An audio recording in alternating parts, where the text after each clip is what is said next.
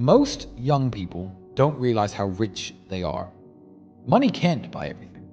And when I was 18, I was richer than I am today. In some ways, I still had my father, for example. So I had no money, but I could call my father anytime I liked and talk to him and shoot the shit, just talk about life. Maybe I wasn't looking for advice.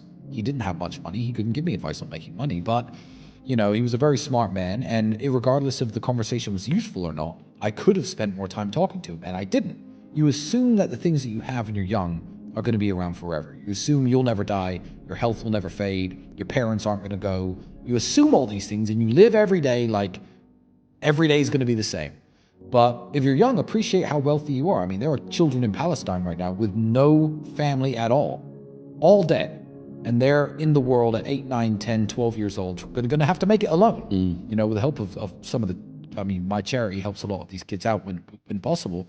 But yeah, if you got both parents, a good home, food to eat, you're very lucky. Enjoy that wealth while it lasts, because you could make $1 billion.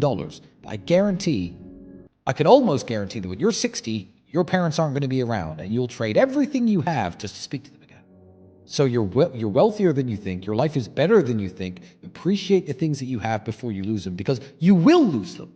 It's not a matter of if mom dies, if dad dies, if my grandparents die. Assuming nature goes the right way, it will happen. It's when, it's not if. So my message to my younger self would be, stay focused, keep doing what you're doing. Don't change a thing, but, instead of watching that movie, call your dad. Instead of watching that movie, call your mom.